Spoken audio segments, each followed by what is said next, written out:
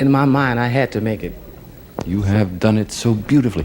What is left for you? You've done it. Most people know Eddie Kendricks for his iconic soulful voice and captivating performances as a Motown legend.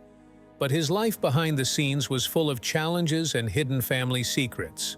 Recently, his children have confirmed long-standing rumors, revealing shocking truths about their father's legacy. Before we dive into these revelations, we need to look at the early events that shaped Eddie Kendricks' extraordinary life. Early life. Eddie Kendricks was born on December 17, 1939, in Union Rings, Alabama, to Johnny and Lee Bell Kendrick. He grew up with 4 siblings, 1 sister named Patricia, and 3 brothers named Charles, Robert, and Clarence.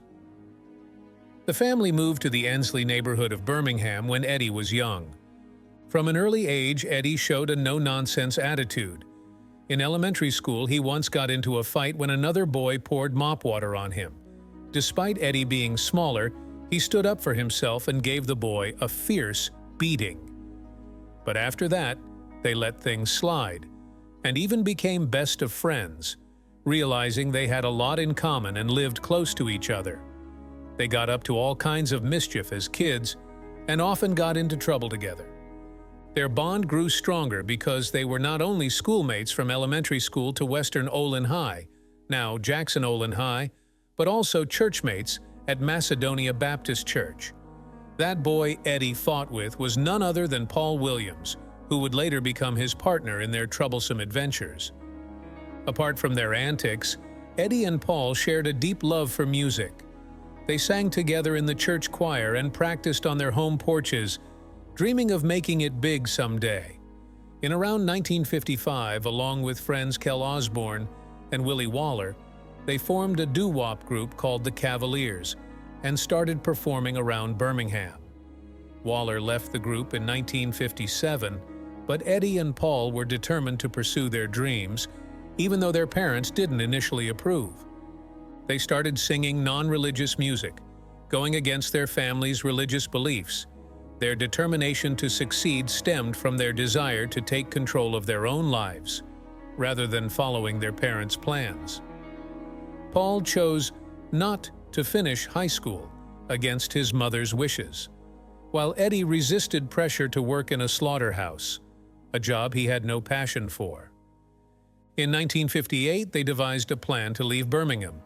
Kelly had saved money from a job at a hardware store, and Eddie took his brother's tax refund check. They boarded a Greyhound bus bound for Cincinnati, but changed course for Cleveland, where they reunited with Willie Waller. He hosted them at his mother's house until they could find their own way. Despite auditioning unsuccessfully and taking dishwashing jobs at the Majestic Hotel, they gained attention when a local article dubbed them the Dishwashing Trio. This caught the eye of Milton Jenkins, a local manager and pimp, who suggested they move to Detroit, promising opportunities in the music industry. Jenkins rebranded them as the Primes and outfitted them with stylish clothes. In Detroit, they trained rigorously, honing their vocal skills day and night. Milton also managed a girl group, the Primes, which included Florence Ballard, Mary Wilson, Diana Ross, and Betty McGlone, later known as the Supremes. However, the Primes failed to secure a recording contract and disbanded in 1961, with Kelly leaving for California. Eddie and Paul returned to Alabama. Around the same time, Eddie heard that The Distance, another group, had lost 2 members and were signed to Motown by Berry Gordy. Eddie called Otis Williams and asked to join, bringing Paul along. The group was complete, with Paul Williams and Eddie Kendricks from the Primes merging with Otis Williams, Melvin Franklin, and Elbridge Al Bryant from The Distance. They initially called themselves the Elgins, but changed their name to the Temptations after discovering the Elgins was taken. The Temptations began as backup singers for Mary Wells before launching their own career. After a few unsuccessful singles with Paul Williams as lead, their breakthrough came in 1962 with Dream Come True, featuring Eddie Kendricks on lead vocals, which reached number 22 on the R&B chart. Despite subsequent singles flopping, Berry Gordy remained optimistic about their potential. Career. The firing of the rebellious Al Bryant with David Ruffin marked a new chapter for the group, known as the Classic Five. Adding to the excitement, the legendary Smokey Robinson started collaborating with them, bringing his heartfelt love songs that suited the group perfectly. Their breakthrough came in 1964 with The Way You Do the Things You Do, catapulting them to fame and setting the stage for a string of hits. The Classic Five lineup was more than just talented singers. They each brought something special. Eddie with his unique falsetto, David Ruffin's dynamic energy, Melvin's playful spirit, Paul's lively dance moves, and Otis's leadership skills. Together, they were unstoppable, defining the Temptations' golden era. Even after David Ruffin replaced his best friend as co-lead, Eddie, nicknamed Cornbread for his love of the food, remained a fan favorite and charmed audiences and fellow musicians alike. However, challenges arose in the mid-1960s when changes in leadership and musical direction at Motown, led by Norman Whitfield, caused tension. Whitfield's shift towards a psychedelic style clashed with Eddie's preference for Smokey Robinson's soulful ballads, highlighting the beginning of Eddie's struggles within the group. Secondly, Eddie dedicated himself completely to the group's success. Besides singing lead, he helped write many of their big songs and arrange the vocals. He also managed their wardrobe, showing off his fashion sense, learned from Milton Jenkins during his days with the Primes. You could sense his confidence whenever he was around. Thirdly, David Ruffin, now a fan favorite, became increasingly difficult to handle. His fame had gone to his head, and he even suggested renaming the group to David Ruffin and the Temptations, inspired by Diana Ross and the Supremes. This created tension within the group, especially with Otis Williams and Melvin Franklin. Ruffin also challenged Motown's authority over the group, demanding to see their financial records, which led to friction with Berry Gordy. Additionally, Eddie felt that Gordy didn't support them enough, due to the fact that Diana Ross and Eddie had had a fling in the early Motown years. The lowering of his childhood friend Paul's position and shifts in leadership caused more tension. Ruffin was eventually fired in 1968, and Williams left in 1971. Eddie stayed on until 1971, hoping for things to improve, but eventually left to pursue a solo career. In April 1971, Eddie signed with Motown's Tamla division. His solo career had its challenges, with reminders of the Temptations' successes haunting him. Kendricks faced restrictions on his creative freedom as a solo artist, unlike during his time with the Temptations, where he had some influence over the group's music and image. Record labels often dictated the kind of music he produced, limiting his ability to explore different styles and sounds that might have better showcased his talents or aligned with his artistic vision. Motown, known for its hit-making formula, sometimes pushed Kendricks to conform to established commercial patterns rather than allowing him to experiment or innovate. This pressure to produce radio-friendly hits could hinder the artistic growth and limit the depth and diversity of his work. The producers assigned to Kendricks' projects had significant control over the song selection and overall production process.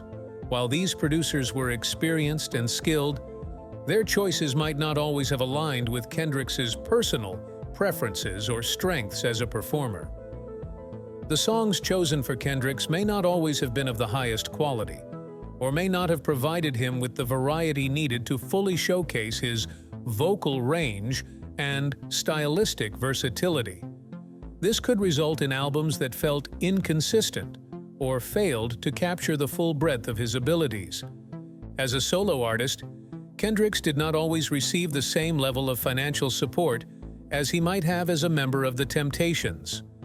Budget constraints could affect everything from the quality of recording sessions to the marketing and promotion efforts behind his releases.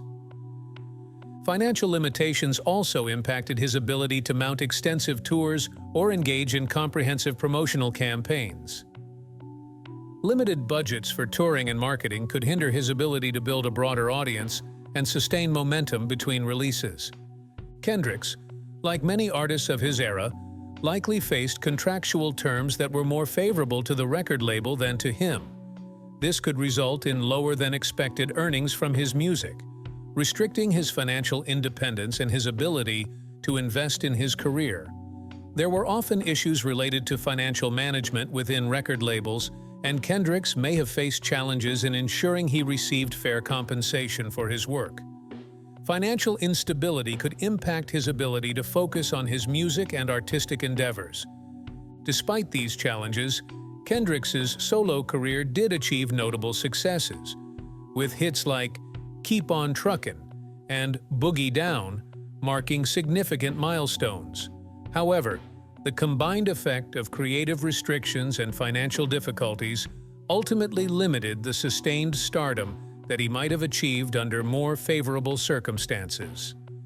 These barriers serve as a testament to the broader systemic issues within the music industry during that era, which affected many artists transitioning from group dynamics to solo careers. Death.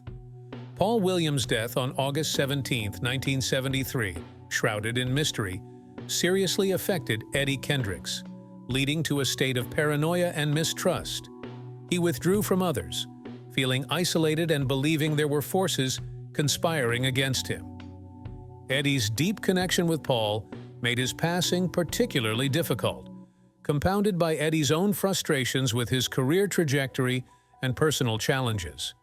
Despite the success of the Temptations, Eddie's solo endeavors did not achieve the same level of acclaim. His disappointment and stress manifested in increased cigarette smoking over the years, impacting his health.